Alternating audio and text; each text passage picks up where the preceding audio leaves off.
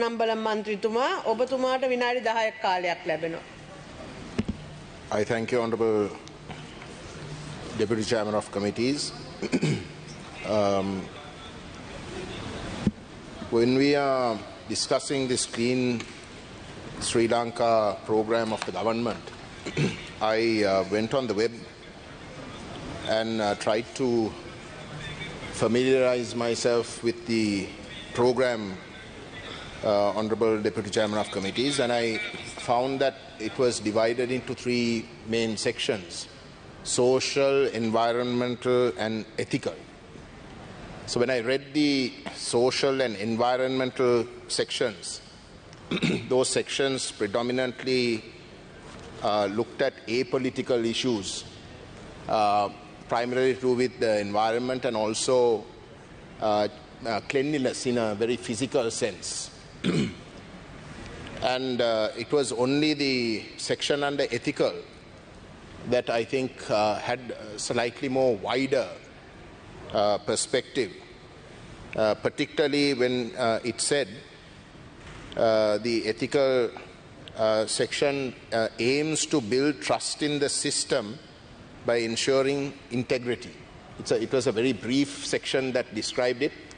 I wish the government had a far more comprehensive program put up on the website, but at least this sentence seemed a little bit wider, reflecting the mandate that the government got at the last parliamentary and presidential elections, because the mandate was a complete overhaul in not only with regards to corruption, cleanliness in that sense, but also with regards to the whole entire culture, political culture that had plagued this country for the last 75 years.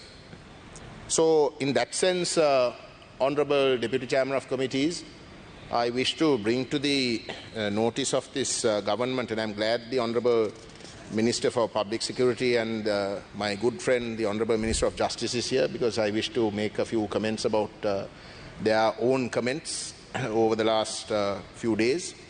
But I say this in a good sense, because, you know, expectations are very high.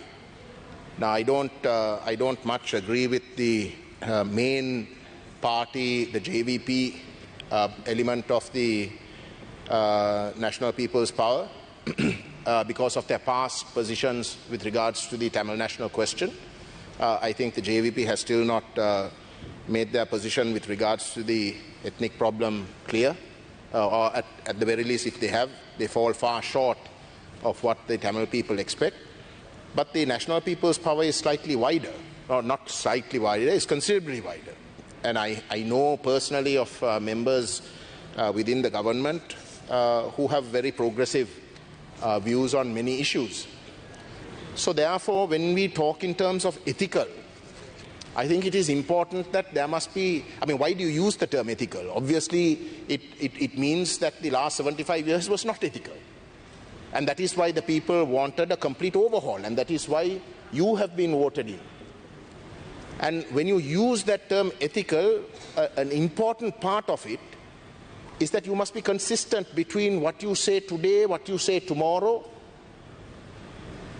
and with regards to the meaning and connotations of your own actions. I think that's very, very important. So if you take, for example, one of the biggest issues that face the Tamil people is this godforsaken Prevention of Terrorism Act. It is a law that the JVP itself, whom I might not agree with on several policy issues, the JVP itself condemns, because they were a victim of it. And what was said at the time of elections and before was that the PTA will be repealed.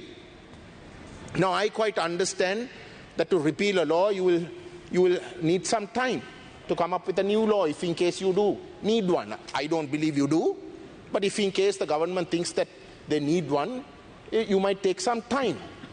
But the nature of the PTA was so draconian, Honourable Deputy Chairman of Committees, that in 2015, when the then government said and gave commitments to the United Nations Human Rights Council that they will have a moratorium on the implementation and the functionality of the PTA, the current president, Mr. Anurakumar Disanayaka, was seated in opposition and he did not object because he himself knows the draconian nature of the PTA.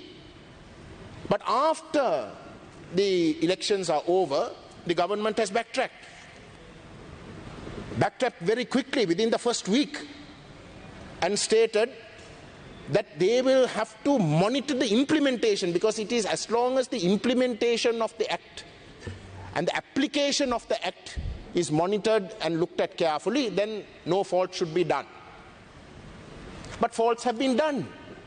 During the memorialization, there were arrests under the PTA. Subsequently, because of maybe certain policy decisions taken, the police went before courts and then withdrew the PTA charges in the B reports. But the point here, Honourable Deputy Chairman of Committees, is the law is so draconian, and you say that it is draconian because it is so wide in its possible applicability that the police will misuse it. They will always misuse it. That has been the history of this terrible law. And even if your government wishes to be otherwise, the law is applied by the police and they continue to misuse it. And that is my point. So you can't have a policy saying that you want to be ethical and then backtrack from your previous position. Actually, that empowers a police that wants to be in transition. That is the point I'm trying to make. That is the point I'm trying to make. The PTA is now being applied to teachers in schools. Yesterday, the TID has gone and questioned teachers in the Kilnuchi, Konavil Mahavidyalayam in Kilnuchi. The Parantan TID has gone and questioned them because in a function there were certain artistic interpretations that the teachers had done in a sports meet, and they are being questioned by the TID under the PTA. So surely there must be something that must be done for this. Memorialization, I'm told now by the Honourable Minister for Public Security has said that memorialization in the Northeast will be observed very carefully, will be scrutinized very carefully. Why? His justification for it is because certain people in the South have said that memorialization is terrorism or amounting to terrorism. Surely just because someone in the South says terrorism, you can't have a different form of application for the Northeast. That in itself shows that it is unethical.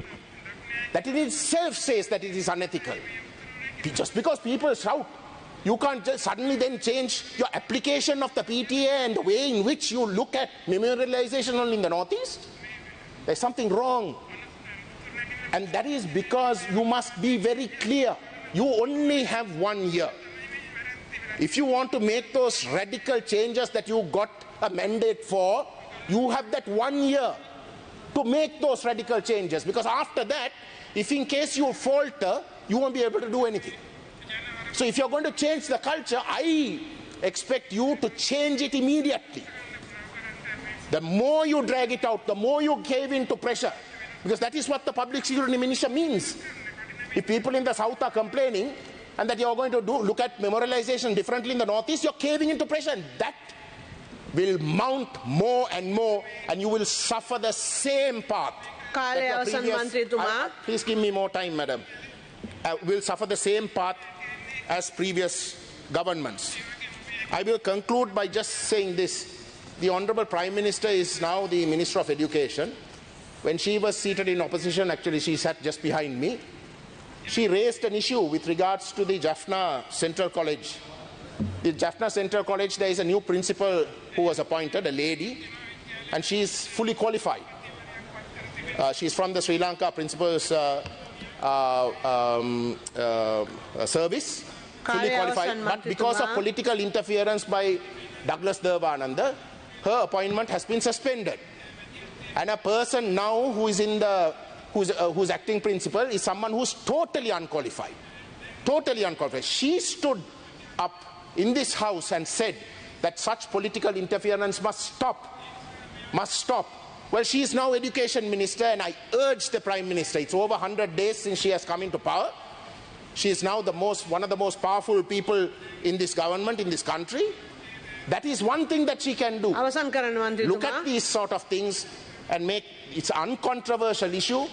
It's an uncontroversial issue, and she must interfere. One last thing, madam, with regards to the solar energy. For over 3 months or 4 months, solar meters are not being issued by the CEB. There are people who have spent millions because of the increasing rise in prices of electricity. They have invested millions. But because the CEB is not issuing these solar meters, they are at a complete loss. They have spent money. They are not able to get the benefit of that investment. And at least now, the government must look into this. These are uncontroversial issues, but with regards to the PTA and memorialization, and with regards to political prisoners, my good friend, the Minister of Justice, has said that there are no political prisoners. The JVP identifies their former prisoners as political prisoners. The President at speeches in Jaffna has said political prisoners will have to be released, and he is committed to that position. He must not. ගරු මන්ත්‍රීතුමා ඉදිරිපත් කරපු කාරණාව සම්බන්ධයෙන් ඒ පිළිබඳව බලලා මම මේ සභාවට කාරණා ඉදිරිපත් කරන්නම්.